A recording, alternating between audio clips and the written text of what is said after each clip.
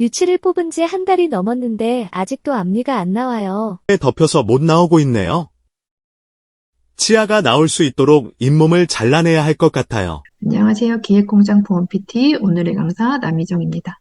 유치 발치 후 영구치가 잇몸에 덮여서 못 나오는 경우, 잇몸이 두꺼워서 영구치 맹출을 방해하고 있어서 잇몸을 잘라내고 치아의 맹출을 도와주는 경우가 있는데요. 이럴 때 어떻게 청구해야 될지 오늘 알아보도록 하겠습니다.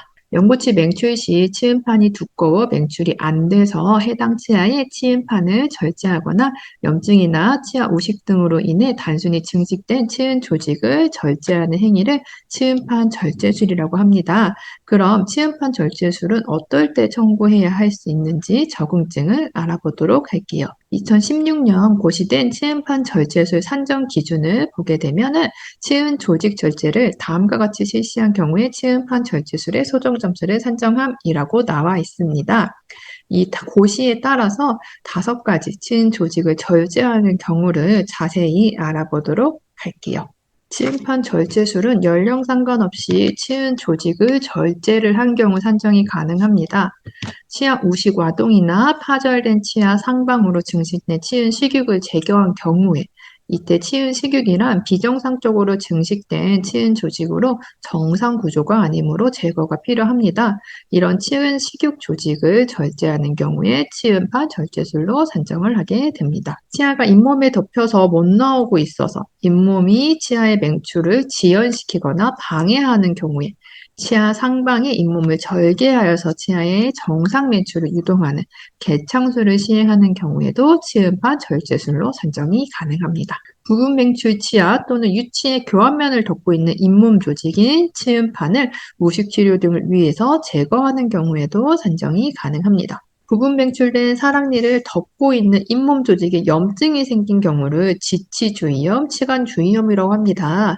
치간부를 덮고 있는 치음판은 칫솔질이 어려워 염증이 잘 생기게 되므로 급성 또는 만성 지치염을 유발하는 치음판을 제거하는 경우에도 치음판 절제술로 산정이 가능합니다. 이렇게 다양한 원인으로 치은 조직을 시행하는 경우에 치음판 절제술로 시행을 할 수 있고 치음판 절제술 청구 시에는 각 원인에 맞는 상병명을 적용해 주시면 됩니다. 우식 와동이나 파절 치아의 상방에 증식된 치은 식욕을 제거한다 라고 하면 우식 또는 파절 상병명을 적용하실 수가 있고요. 맹출 장애로 인해서 개창술을 시행한다 라고 하면 맹출 장애 상병을 적용해 주시면 됩니다. 부분 맹출된 경우 우식 치료를 위한 경우에는 맹출 장애 또는 우식 상병을 적용하실 수가 있고요. 지치주의염으로 인해서 치음판을 제거한다 라고 하면은 급성 또는 만성 치간주의염 상병을 적용할 수가 있습니다. 그럼 치음판 절제술의 청구 시 산정 기준을 알아볼 텐데요. 치음판 절제술은 산정 단위가 치당, 악당, 3분의 1악당 등으로 구분되지 않는 행위로 이러한 경우에는 치아수 불문하고 소정 금액만 산정이 가능합니다.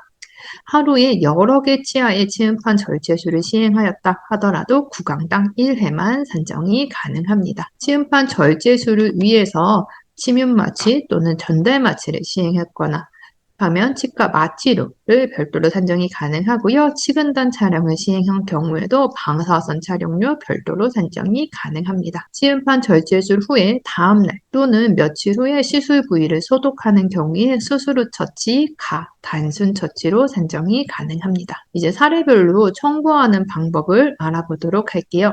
청구하는 방법은 덴트의 프로그램 화면을 통해 보여드릴 텐데요. 다른 프로그램을 사용하더라도 청구 원칙은 동일하기 때문에 참고해 주시면 될 것 같습니다. 첫 번째 사례는 유치 발치 후에 치아가 잇몸에 막혀서 못 나오고 있어서 치아 맹출을 위한 치은 절제술을 시행한 경우라고 되어 있습니다. 치아 맹출을 유도하기 위해서 치음판을 절제하는 개창술을 시행한 경우에도 저희가 치음판 절제술로 산정할 수 있다고 했습니다. 그래서 치음판 절제술과 함께 치과 마취 시행한 경우에 마취로 산정이 가능하고요.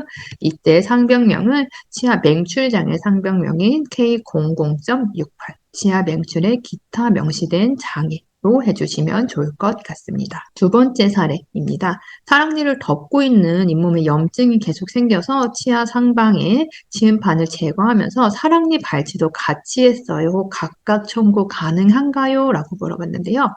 자, 같은 날 발치와 동시에 치음판 절제술을 시행하는 경우를 물어보고 있죠. 자, 발치는 치아를 제거하는 과정인데요. 발치를 하는 과정에 잇목 점막, 치은을 절개하는 행위가 포함되어 있습니다. 그렇기 때문에 이렇게 발치를 하면서 잇몸을 절개했다라는 거는 치음판 절제술은 별도로 산정이 불가하고요. 주된 처치인 발치만 산정이 가능합니다. 이렇게 부분 명출된 매복 사랑니를 발치했다면 매복치 발치로 산정이 가능합니다. 세 번째, 충치로 생긴 구멍에 잇몸이 증식되어서 충치 치료를 위해서 자라는 잇몸을 잘라냈어요. 치음판 절제술 청구 가능할까요? 치아 우식 와동 상방으로 비정상적으로 증식된 치은 조직을 제거하고 우식 부위에 충전치료를 함께 시행하는 경우에는 치음판 절제술과 충전 치료를 각각 산정 가능합니다. 치과 마취를 시행했다면 마취 별도 산정 가능하고요. 우식 정도를 확인하기 위해서 엑스레이 촬영을 하셨다면 엑스레이도 별도로 산정이 가능합니다. 이때 상병명은 치음판 절제술과 충전 치료 모두 우식 상병명으로 적용이 가능합니다. 네 번째, 마지막 사례를 한번 보도록 할게요. 치아 혼미우기를 하려고 하는데 어금니 부분이 잇몸에 살짝 덮여 있어서 덮고 있는 잇몸을 잘라냈어요 라고 했어요. 치아 혼미우기.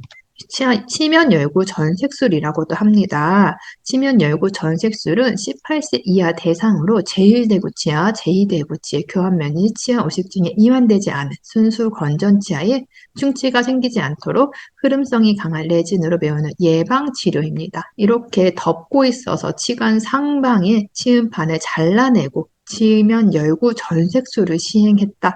라고 하면은 이때도 치음판 절제술과 치민 열기 전색술 동시 산정이 가능합니다. 이때 청구하실 때 치음판 절제술 같은 경우는 맹출되지 않은 부분 맹출된 부위에 치음판을 제거하기 때문에 맹출장애 상병명을 해주시면 좋을 것 같고요. 치면 열고 전색술, 치아 혼매우기는 예방적 처치로 Z29.8 기타 명시된 예방적 조치 라는 상병명을 적용해 주시면 될 것 같습니다. 이렇게 사례별로 치음판 절제술을 청구하는 경우까지 알아보았고요.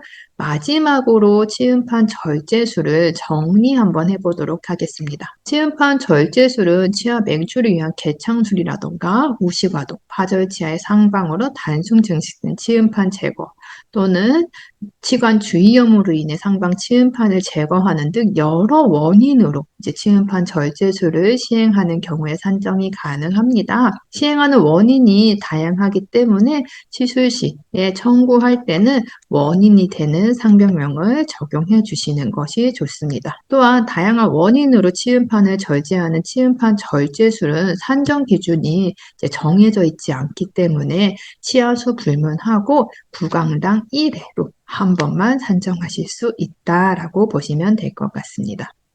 치음판 절제술은 자주 하는 진료가 아니기 때문에 헷갈릴 수 있고 실제로 시행하여도 청구를 놓치는 경우가 있을 수 있습니다. 오늘 영상을 통해서 치음판 절제술에 대한 산정 기준을 다시 한번 정리하는 시간이 되셨으면 좋겠습니다. 오늘 내용이 도움이 되셨다면 다음 강의도 함께 해주세요. 지금까지 기획공장 보험 PT였습니다. 감사합니다.